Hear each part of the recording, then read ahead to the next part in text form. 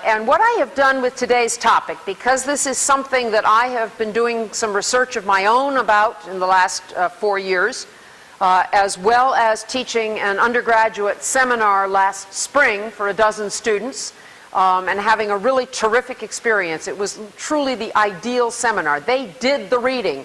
They came prepared. They led the seminar. It was just, yay! You know, it doesn't always happen, and in this particular case, it did, and it was a really good experience. I thought I would focus particularly on the UN's role in peace building. If you've read today's chapter, it has a good deal about the United States. But I've chosen, because that is my particular interest and expertise, sorry, I was wandering and not using the microphone. Is that better? Okay, sorry. Was to particularly focus on the UN and its role in post-conflict building, with a little bit of attention to the many, many others involved in peace-building activities and missions in different parts of the world, including the United States in this case. One of the things I think is valuable, even if you've read the chapter, is to just talk a little bit about what peace building is. There's a voluminous literature on the subject now. The number of books and articles that have been published in the last 10 to 15 years is almost mind-boggling. And in fact, when I started research, I kept getting discouraging comments from colleagues who said, but there's so many other people working on this. And the trick was, okay, where's the niche? What can I focus on that nobody else quite is doing? But not everybody uses the term in the same way. To kind of put us on the same page for this afternoon at least, I have used this particular definition, an operation with civilian and military components, and I'll talk a little bit more about that as we go along, designed to strengthen and solidify peace in the aftermath of conflict. So while the term peace building is sometimes used in a very broad sense of what can you do to strengthen, to create the conditions for long-term stability and peace in a region, within a state, in my particular focus, it is post-conflict peace building. And so whether it is Bosnia or Cambodia or Kosovo or the Democratic Republic of Congo or more recently Afghanistan and Iraq, post-conflict is the particular focus, not the broader challenges of how you build foundations for peace in a more generic and general kind of way. And you notice this last phrase, within a state. And I'll talk a little bit more about that, but that reflects the shift in the international community in the last 20 years, or actually a little bit more now, in terms of the nature of conflicts that we see. And I've got a nice figure that you'll see a little bit later, but to give you the short clue, the majority of conflicts in the world in the last 20 years have been intra-state or within countries, not between countries. And for the United Nations, this is one of a number of challenges, because the United Nations Charter was designed to deal with conflicts between states, interstate wars and conflicts. Anyway, there's a definition. You also see a variety of other names, sometimes pejoratively when people disparage the idea of nation or state building, for example, as our former President Bush did on many occasions until he got involved in doing it in Afghanistan more fully. Post-conflict reconstruction is another term that's used, stabilization, and the essay in the Great Decisions book has a handful of others that you find in some of the literature as well. This is a wonderful quote from an essay by someone who has written extensively. He's a Canadian scholar, Roland Paris, in Oxford Handbook on the United Nations, which was published about 3 years ago.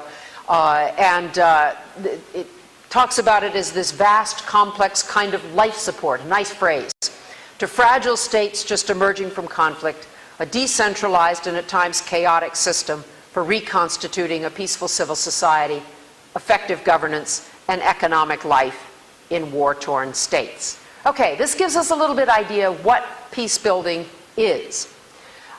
Just to contrast it with what I refer to as some of its cousins. Other terms that we find used in the context of thinking about peace, peace building, war, conflict, enforcement actions are explicitly military actions or sanctions or a combination of the two to stop aggression. You might think about the first Gulf War in 1990-91.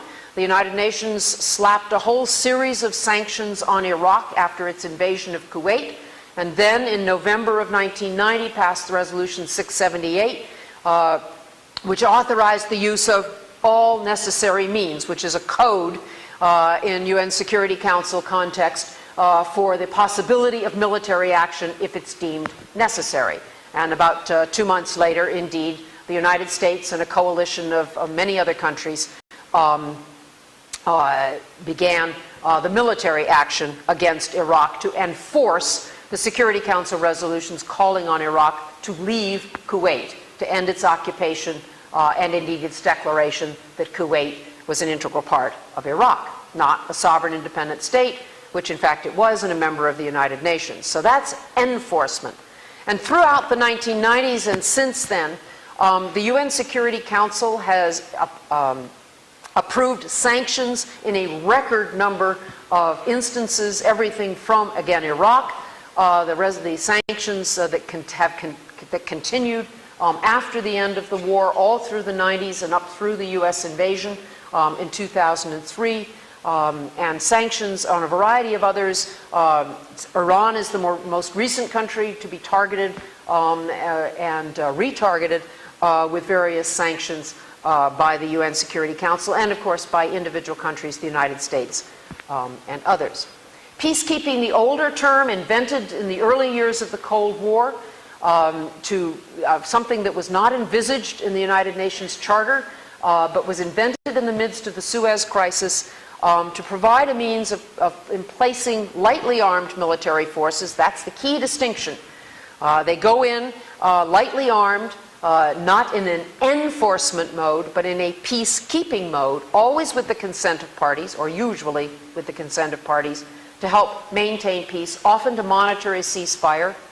Some of the earliest ones are still in place. The peacekeepers, ceasefire monitors on the line that demarcates the division of Kashmir, for example, between India and Pakistan. They've been there since 1948. They're still there. It's less than 100 of them, but they are still performing a useful function for everybody concerned of monitoring the ceasefire, which has been observed for the most part, but occasionally breached between those two countries.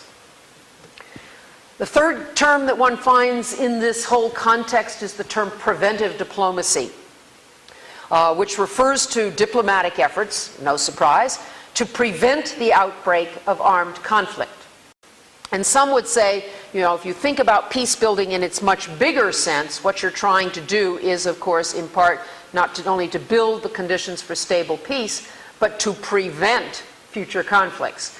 In that way, in a larger use of the term peace building, people connect it to this term preventive diplomacy. It's one of the things, the term was actually invented by Dag Hammarskjöld, the Swedish diplomat who was the Secretary General of the UN in the 1950s, then died in a plane crash in the Congo in 1961. It hasn't had a lot of use over the years. There's been an effort in the last 10 or 15 years for the UN to do much more with respect to preventive diplomacy. And there's a non-governmental group called the International Crisis Group, one of whose missions is to try to provide the data, the intelligence, the information to facilitate more preventive diplomacy around the world, including by the UN and others. Another term is peacemaking, which refers to efforts to get an agreement, diplomatic efforts typically, although occasionally it might be combined with military force, to end a conflict. And finally, there is a generic term you sometimes find in the literature called peace operations, which can refer to a variety, usually UN, but not necessarily, could be NATO, could be other regional organizations, different types of peacekeeping operations. So that's a little bit on the definitional front. This gives you a quick visual sense of what has happened over time with UN peacekeeping operations. You can see that until the end of the Cold War, and I'm sorry, I don't have one of those nice little laser pointers. I just remembered yesterday, I should put it on a Christmas list, that up until the Cold War's end in the late 1980s, there wasn't too much fluctuation. A little bit there in the 60s in connection with the whole process of decolonization in Africa and Asia. But then you get this huge jump that occurs with the end of the Cold War, and more than doubling the number of peacekeeping operations that the UN is managing. It was an enormous organizational challenge for the UN. Aha. Whoever, is this yours? Yes. Ah, bless you. All right, there's the blip. I have to learn how, it's got an arrow. It's fancy. Not just a little light. Okay. I went hunting this morning for a more recent version of this chart. Couldn't find one in about 10 minutes of hunting around, even at the source where I found the original. But the trend has continued. It's the number of operations has, I forget, do you remember what the number is now? It's somewhere around 20, 22, something like that. Yeah, at the present time. So it's gone back up again, as you can see on the line at the very far right edge of this particular slide. And many of these of the newer operations, had a peace-building component, and I'll say more about that as we go along. This one, and I apologize that it's not a little bit sharper, but the original is equally thing. What I wanted you to see on this was that the UN, which is this line here, it gives you a different view of the number of troops deployed, not the number of operations. And you can see what's happened since 1999, a pretty steady increase. It's about 120,000 troops that the UN has got deployed in different operations right now, a record number. Again, a big management challenge for the UN Department of Peacekeeping Operations. You can see here, this line reflects the Bosnia operation, which was NATO's first actual real operation, period, and the quick reduction in the number of troops in Bosnia. Then you get this blip for Kosovo. Then you get it's tapering down, and then it goes up again as NATO gets involved in Afghanistan in the middle of this last decade. And toward the bottom, the AU is the African Union, which has been reasonably active. It's the organization that's got troops in Somalia currently, and is trying to increase the number of peacekeepers there. The European Union, which first got started with peace operations in 2003 in the Congo, but has tended to do rapid deployment, short deployment, crisis kinds of situations rather than long-term deployments. I won't try to go through all of those others, but that's to give you a sense that the UN is not the only organization. And IGOs are intergovernmental organizations, meaning organizations of which states are members. Are we online? I didn't think to check that earlier. Let's see if we are.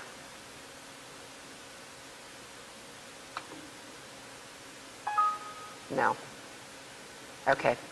We'll skip that one then. All right.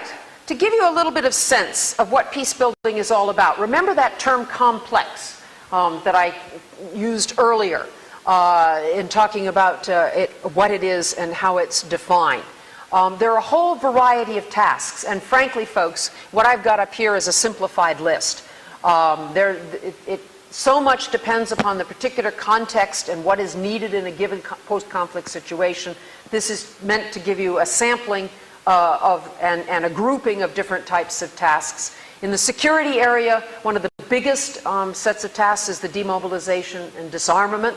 of an army, assuming that there is an organized government force, and various militia groups. Most internal conflicts in states in recent years have involved a whole variety of militias, paramilitary groups of various sorts, which has made it very complex to deal with. And over time, reintegrating those folks into society. Some of these conflicts, Sierra Leone, Liberia, and others, you've got child soldiers. So you've got hundreds, if not thousands, of young people anywhere from 10 to 15, 16, 17 who've been either coerced or voluntarily have signed up for the benefits they will receive as child soldiers with paramilitary and militia forces, who've got to be reintegrated somehow and rehabilitated. And then another side of the security is rebuilding or building anew. In the case of Afghanistan, they started all over again a couple of years ago. The first efforts to create a new police force were deemed a failure, so they scrapped it and started all over again. But building and training or retraining police, civilian police, is typically another very important set of security-related tasks. In the humanitarian relief area, the biggies have to do with refugee return and resettlement, but also dealing with internally displaced persons who under international law are a different category because they aren't covered by international law. If you have people displaced within a country, they're still citizens of that country and under its legal system. So it's been a difficult problem to deal with. In the case of Iraq, the figure is generally cited as about 2 million internally displaced people, another 2 to 3 million refugees, people who left the country entirely, some of whom have now made their way to different parts of the United States, others of whom are still in refugee camps or living in Syria, Jordan, other neighboring countries in the region. The third area has to do with democratization, which has typically been considered a part of what peace building is all about. In the understandings of the international community in a post-Cold War world, democracy has been seen as a good thing, something you want to build. Some of this has to do with what international relations scholars call the democratic peace theory, which links the absence of conflict between democracies to the fact that they are democratic states. Now, that doesn't mean democratic states don't go to war. It just means they don't go to war with each other. But that's not the whole story in the push for democracy. It has a lot to do with changing international norms. But you look at this list: writing a new constitution, establishing rule of law, establishing courts, or new sets of courts, protecting human rights, organizing, conducting, supervising different kinds of elections, both national and local, anti-corruption measures, fostering a free press, and the list could go on. This is just to give you a sampling in this regard. A fourth category is what scholars refer to as societal reconciliation. What do you do to help rebuild the ties and reconcile peoples who've been at war with one another, to live peacefully together for the long haul? Think Bosnia, since we're in Dayton.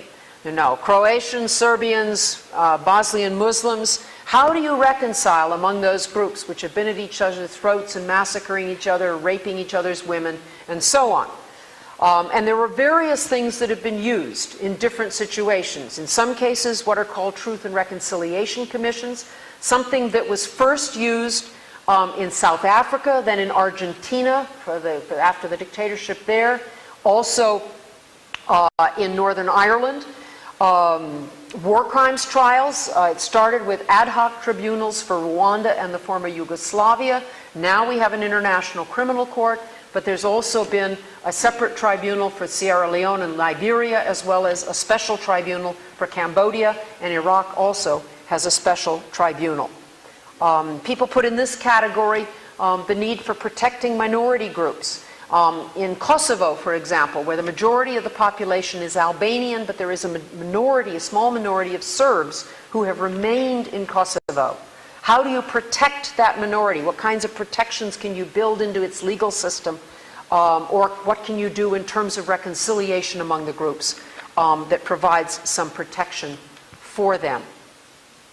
The fifth category is economic reconstruction, and it's probably the one that has had least attention in some respects, but involves rebuilding infrastructure. It can go on from there, but typically people think first about how do you rebuild roads, how do you rebuild power system, water, sewer. Think Iraq in this case. The fact that power systems are still not what they were before the war in 2003, sewage treatment, you name it.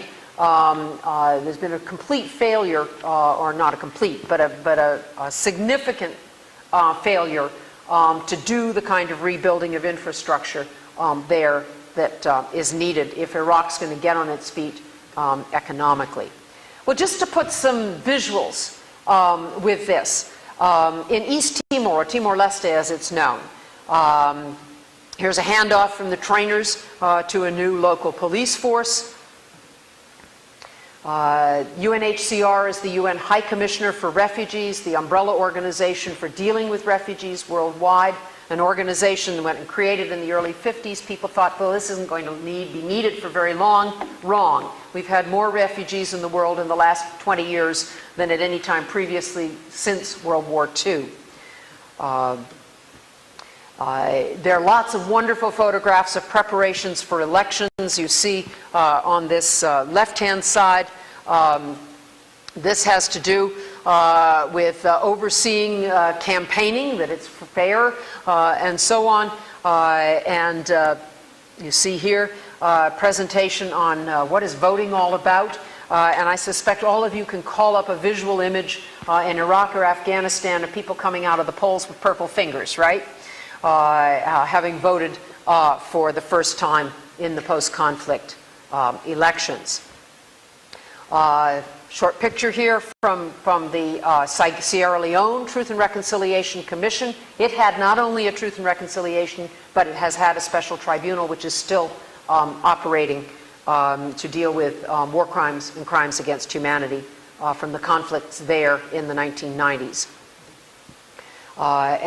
This image from Afghanistan a couple of years ago on the economic reconstruction, a set of road workers headed off to work.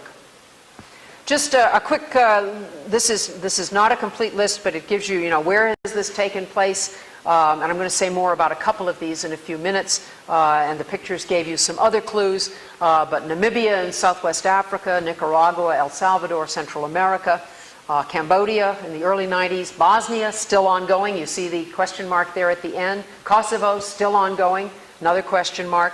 Congo still ongoing, another question mark. And East Timor, you can see the break. The UN declared victory, so to speak, in 2002, brought most of the civilian and military personnel home, and not too long later ended up sending both military and civilian personnel back into East Timor, and it's a question mark now, how long will they be there? Same is true in Afghanistan, same is true in Iraq, also true in the tiny little country of Burundi, which borders Rwanda, same ethnic makeup as Rwanda, some similar patterns in terms of extensive massacres, though it's never been labeled genocide, and there's a significant effort underway there. So that's just a sampling of looking around the world.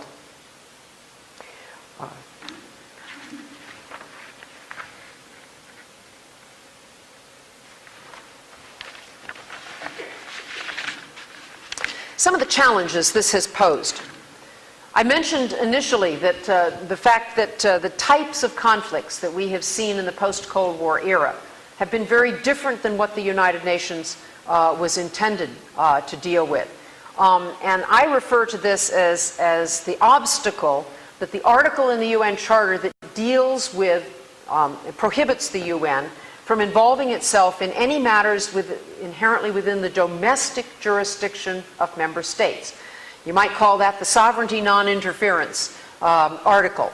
And for the UN to involve itself in the internal matters of its member states has meant overcoming a real concern that this was not part of its jurisdiction. And when I was doing some of my research 2 or 3 years ago on this, and I was reading a lot of the stuff from former Secretary General Pérez de Cuellar, who was the Secretary General in the late 1980s when the UN first began to get involved in what we now refer to as post-conflict peace building, first in Namibia, then for Nicaragua, El Salvador, and Cambodia. His writings are full of his fears as an international legal scholar of the implications for the UN of getting involved more heavily in the domestic affairs of member states, getting involved in monitoring elections. How do we square that, he said, with the provisions of the UN Charter? So it was not an easy transition to make, even though it was member states who were calling for the UN to do these things. I'll come back to this point here, but one of the challenges in doing this for the UN and everybody else is that there's no magic formula. And I want to say a little bit more about that at the end of this first half of our time together this afternoon. Part of that fact that there's no magic formula has to do with this other point, that the tasks have to be related to the particular conflict, to the context. That means people have to understand the conflict. You'd be surprised how many times even the UN sends folks out to the field with minimal knowledge of the situation they're going into. There was a book written a couple of years ago by Samantha Power on Vieira de Mello, the UN representative who was first in Kosovo, excuse me. Then he was called to go to Iraq in 2003, died there in the bombing of the UN headquarters in Baghdad in August of 2003. He'd been in East Timor before that, and the biography of him reveals how little he knew about Kosovo, East Timor, or Iraq before he arrived on the ground. Yet what's become clear as people have been doing more of this peace building over the last 20 years is how important it is to understand the context into which you're going and to understand the nature of the conflict itself. Who are the parties? What are they fighting about? What's been the source of the root of the violence? And the nature of that violence, because violence takes different forms. In theory it's all about fighting, but maybe rape has been used systematically, as has been in a number of places like Bosnia, as a systematic way to ethnically cleanse the population from the country of a particular group.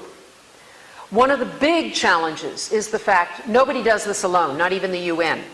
That every peace-building operation has involved a variety of different actors, a generic term, to try to cover this. Other international organizations, those IGOs, non-governmental organizations, which is what NGOs are, various key states, major donor states from the United States, Germany, Japan, and on, to a whole host of UN agencies, the UN being a big circus with multiple tents and many different agencies within it who get involved. And I'll give you a couple of illustrations in a minute to put a little bit more specificity on this.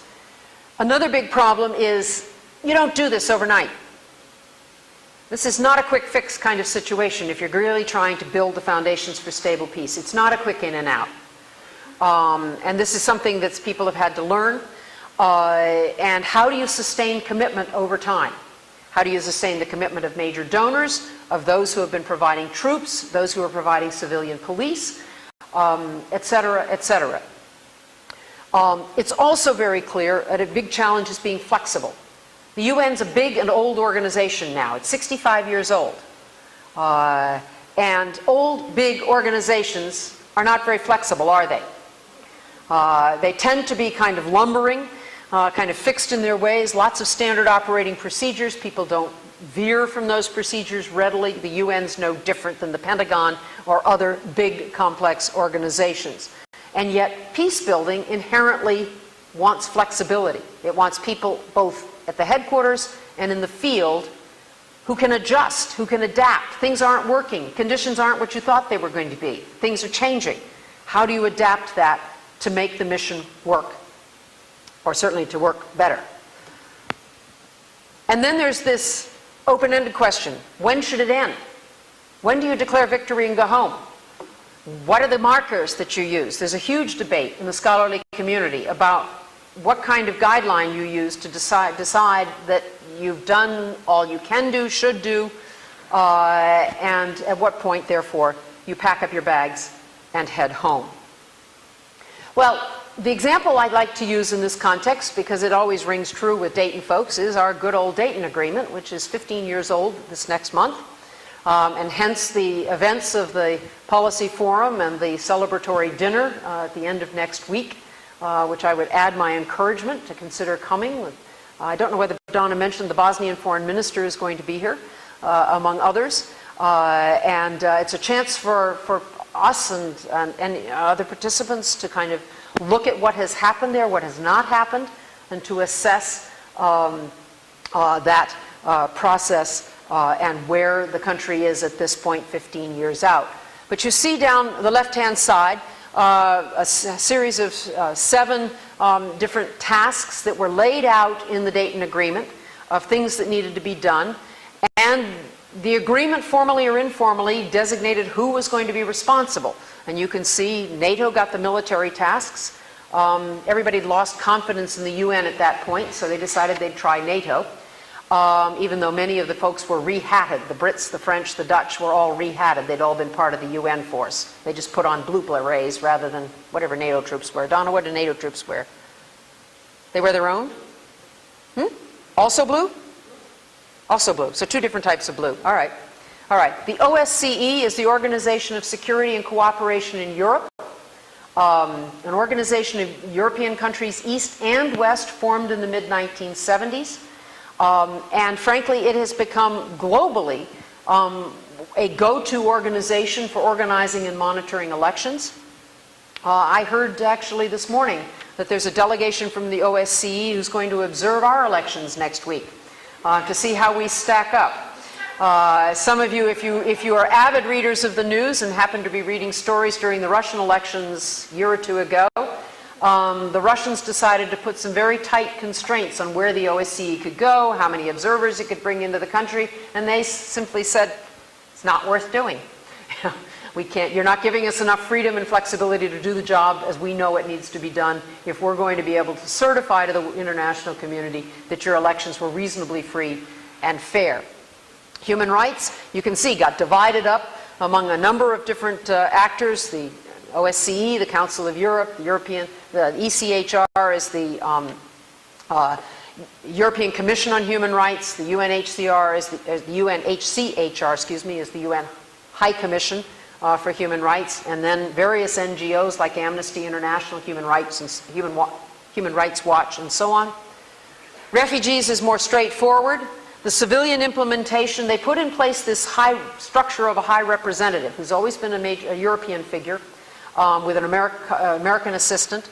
5 years ago, when we did the 10th anniversary of the Dayton Peace Accords, the then High Representative, Lord Paddy Ashdown, actually came to Dayton for the sessions, and we had some very interesting remarks from him. He was toward the end of his tenure as High Representative. He had gained a reputation and some notoriety among the Bosnians for rejecting a whole variety of legislation, throwing out some of the elections, all of which were deemed to be contrary to the terms of the Dayton Peace Agreement.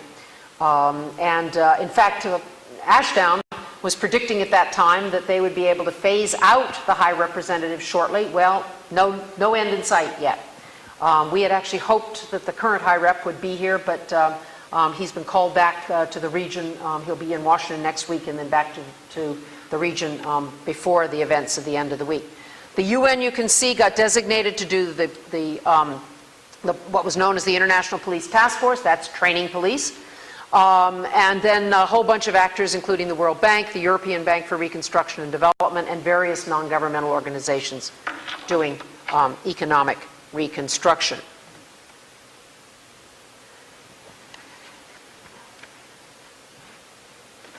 When I first got started about this, I was curious. Okay, I told you the question was, what was my niche? And I decided that the niche, at least for the moment, when I started on this 3-4 years ago, was that nobody had really looked about where the ideas for doing this had come from. And I thought you might find it interesting. I'm just share just a little bit of my search for the roots here. Because as I looked at it, so much of the literature talks as if peace building kind of emerged full-blown at the end of the Cold War. And most of us know that things just don't happen to emerge. Something sets them in motion. Somebody has an idea. Somebody puts forth a proposal to try something. Or there have been some things done in the past that lay precedents, and somebody remembers that and picks up that idea and says, hey, we did this before in such and such a place, let's try it again, or a new variation of that. The term was first actually used by Secretary General Boutros Boutros-Ghali in his famous Agenda for Peace, which was something he was asked to put together by the UN Security Council. But that doesn't tell us anything about who coined the term, where it came from, although I discovered that he claims to have thought it up himself, and the staff person who was with him when he sort of had his aha moment said, well, yes, he did. But how it got accepted was my interesting puzzle. So this just gives you a little idea. No, I'm not going to walk through all of my research, but this just gives you a little bit of idea of what I did. I've lucked out with some key interviews. I've got 3 or 4 people I'd still like to do, but somehow, as so happens, often happens with life, I've done other things in the interim and haven't gotten around to doing those other interviews. They're pretty senior people. Getting hold of them, getting access, and so on will take some doing. There's been something called the UN Intellectual History Project in recent years, which has been doing oral history with a lot of long-standing UN civil servants and senior officials. It's all available on CD, which is a great resource. So you can see some of the other sources that I mined in the course of doing this. One of the things I discovered was that there were some experiences the UN had in the 60s and the 70s as part of the process, its experience in dealing with the decolonization of areas in Africa and elsewhere that was particularly relevant. And this former, what started as a German colony and at the end of World War I became a mandate under the League of Nations administered by South Africa. It never became a UN trust territory, but the International Court of Justice in the early 1950s declared that even though the League of Nations no longer existed, that the territory was still under international supervision, so to speak, that the South Africans couldn't do what they wanted with the territory. It remained a bone of contention until the late 1970s with various efforts, and the South Africans gradually trying to extend their policies of apartheid from South Africa itself into the territory. Some of the precedents for peace building got laid in the late 1970s when there was finally an agreement with the South Africans and with the major liberation group fighting and agitating for independence of Namibia, called the Southwest Africa People's Organization, SWAPO, that laid some foundation, that envisaged the UN coming in to the territory in a transitional period, being responsible for some of the administration of the territory, helping the folks to write a constitution, to organize elections. This clearly was the source of some very important ideas that we see cropping up later on elsewhere in terms of peace building. That's a short version of the Namibia story. Anybody who wants the longer version, see me at a later point in this. I also thought to myself, well, one of the key things has to do with changes in the international system. It's quite clear, you look at that initial chart that I showed you, that the end of the Cold War was a major change point in the international system in a whole bunch of different ways. And one of the ways it mattered in terms of what we're talking about today had to do with the new spirit of cooperation within the UN, and especially among the permanent 5 members of the UN Security Council. Should I run a quiz? Who are the permanent 5 members of the Security Council? Donna, you can't answer. Who are they? Call them out. France, China, Great Britain,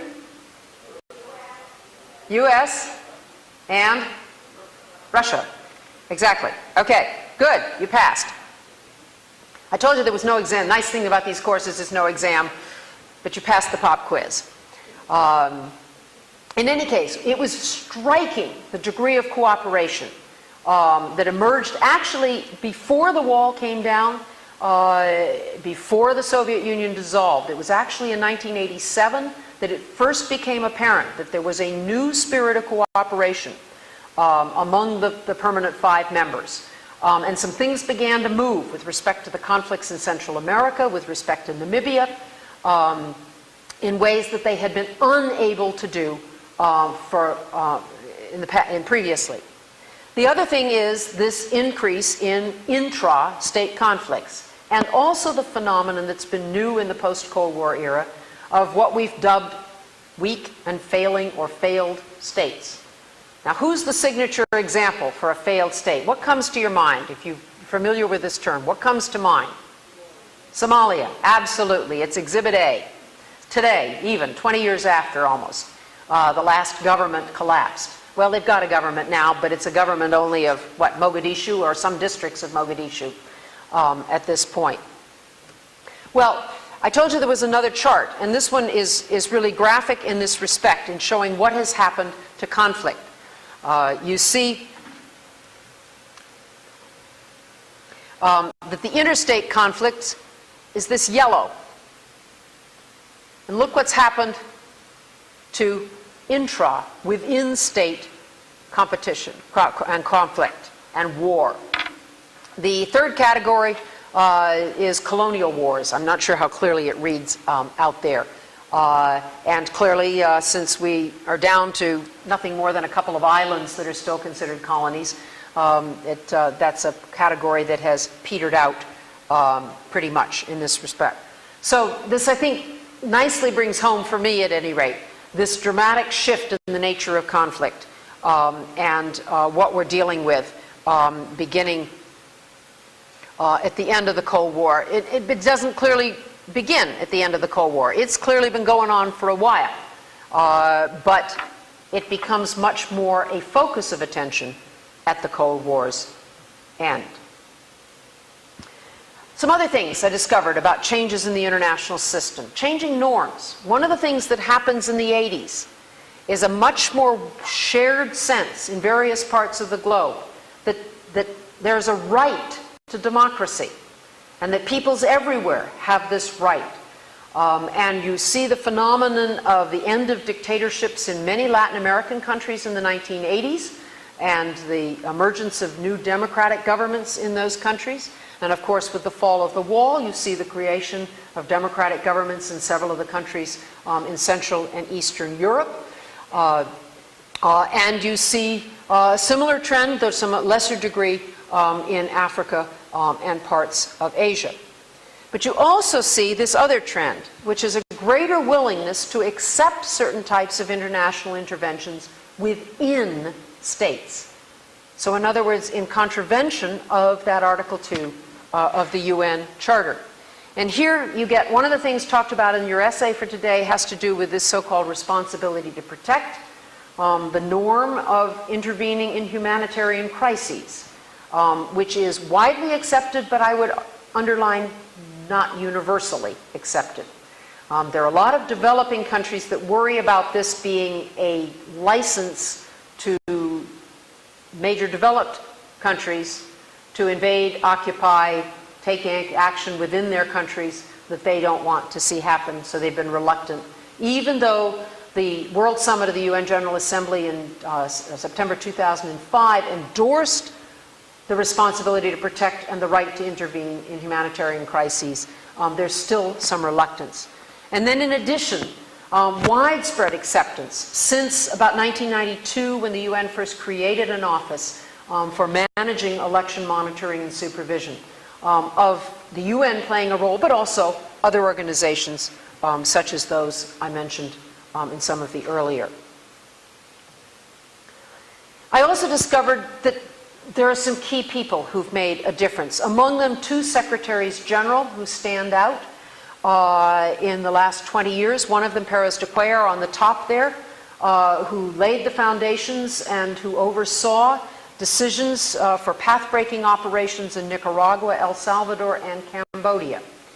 And then his immediate successor, Boutros Boutros-Ghali, who authored the Agenda for Peace, but also oversaw more of the Cambodian operation and El Salvador operation and subsequent operations in Bosnia and elsewhere during his short tenure, because he was only Secretary General for 1 term. He crossed the United States the wrong way, and the United States made sure that he didn't get a 2nd term, and that led to Kofi Annan's election as Secretary General. I also discovered that there have been a number of what I called entrepreneurial UN officials and outsiders, those who've never been part of the UN as such. And among them, one of the people I had the good fortune to interview, Ambassador Alvaro de Soto, who is a Peruvian diplomat like Pérez de Cuellar, and that's how he first came to the UN, working with Pérez de Cuellar, and he became Pérez de Cuellar's personal representative dealing with the Central American peace process, first unofficially in the late 80s, and then officially.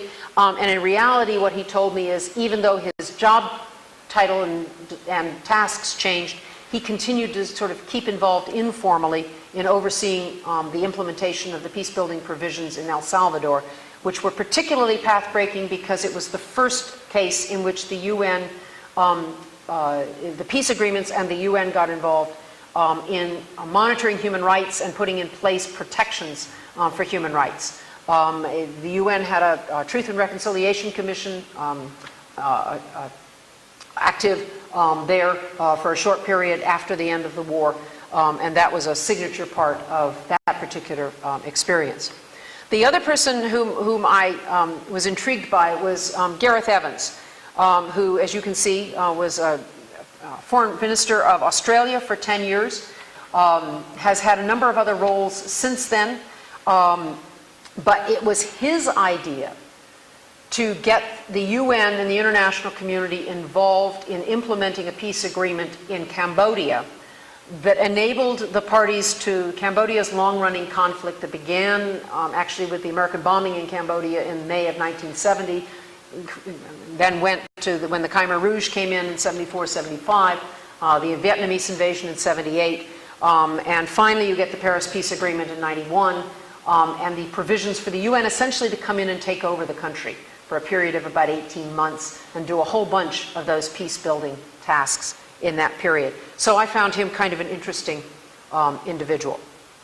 Well, I want to wind up by talking just a little bit about what has been learned. This is now not what I have learned, but what those involved in doing peace building, as well as those involved, some of the senior scholars, of which I would not include myself because I've only done some of this, a little bit of this in the last 3 years, looking at peace building efforts. One of the first bits of learning is indeed the complexity of it. On top of that, the fact there's no government in a box. Last spring when we were doing the seminar, there was a quote in the news from one of the American commanders in Afghanistan when they were starting the Marja operation, that, well, when they got the cleanup done militarily, then they would just bring in the government. And I looked at my class and said, you know, what has he missed? And it was this lesson. There's no recipe. There's no government in a box. There's no single model that you can bring the manual, walk into a community or let alone a country, and know what it is you've got to do and what the sequencing is. Every situation is unique. It's crucial, as I said earlier, to understand the particularities of a situation, both its historical, cultural context, as well as the sources of its violence. It takes time, it takes resources, it takes competence. I mentioned the story of Vieira de Mello not knowing a whole lot about the places to which he's going. Unfortunately, this happens all too often. People are sent places where they don't know a lot. Think about the U.S. going into Iraq and how little we knew about Iraq and how few people spoke the language. It all gets repeated with Afghanistan, and it gets repeated elsewhere. One would hope that the UN would do better, but that's not always the case, unfortunately. And part of it is because it's hard to predict where you're going to send one of these operations. And how much time do you have to prepare it? How much time do you take to prepare it? How big is the emergency? How quickly do you need to get people to a situation if you've got an agreement on a ceasefire and you better get troops in there fast? There are a number of situations in which the story is it took way too long to get the troops there. Months and months to get the troops in.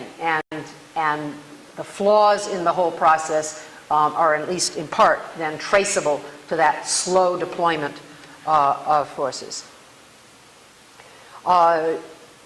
It's no secret. The UN and other organizations that have been involved in peace building are almost universally under-resourced. They have too few resources to do the job. In most cases, and this includes the UN, it's done a lot in the last 10 years to beef up its organizational capabilities, but there are still things that have been recommended in task force reports and all that have not happened, in part because the member states wouldn't grant the authority for them to happen, or because the resources weren't there for them to do so, in terms of providing greater capabilities for planning, implementation, including the ability to rapidly deploy. The UN now does have depots in several different parts of the world where it's pre-positioned various kinds of equipment and supplies to use for different types of operations. That helps a lot. But one of the things that has been recommended for years is to have some kind of provision made for an international rapid deployment unit or force, 2,000 to 3,000 troops that could be deployed on very short notice to wherever. And despite the fact that most people agree this is a good idea, it hasn't happened.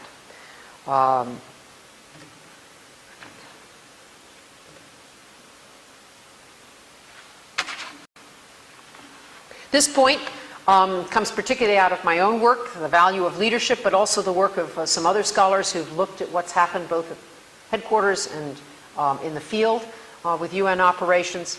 The leadership, entrepreneurship, the ability to adjust, that was that flexibility point earlier.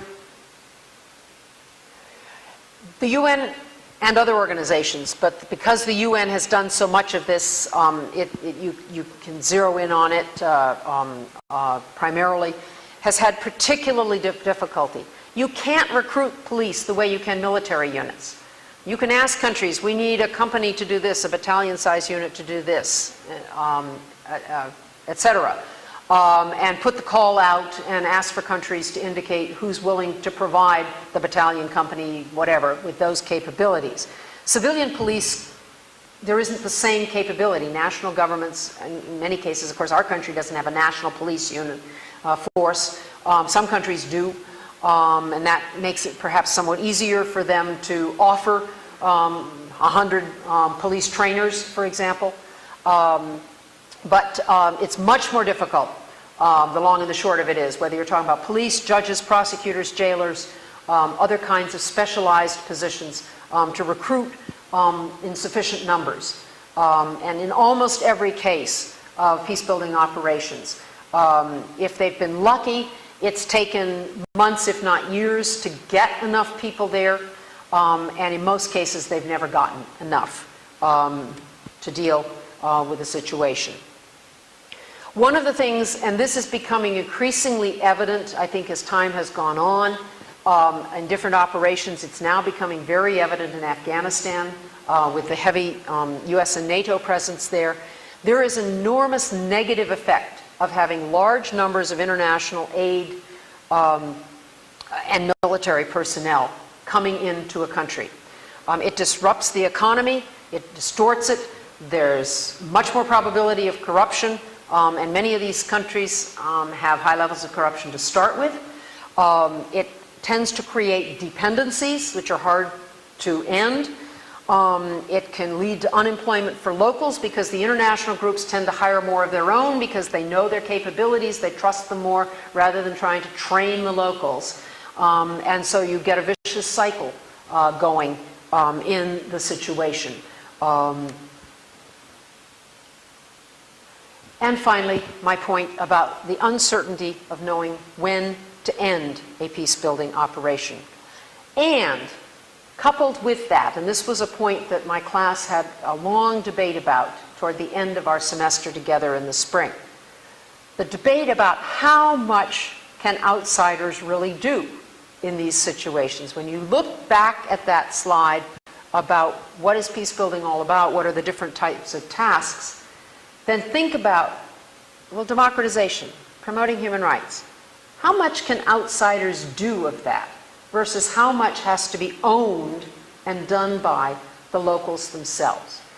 Nobody's got a clear answer. There's no single model widely accepted out there for what the balance is. But it's certainly one of those questions to ask ourselves, is how far can you go, how long should you stay, and how much can you do? Now, I've run a little bit over our magic hour, but we started a little late, so we're going to take a break. But first of all, we can provide copies of my PowerPoint presentation if you would like, but I'm not going to make more copies than we need. So if we could see a quick show of hands of those of you who would like copies. Then we've got enough, Rosemary, I think. I made 15 beforehand, and we can make more across the way in the copy center. Okay, let's take, what do you say, 7-8 minute break? That'll do it?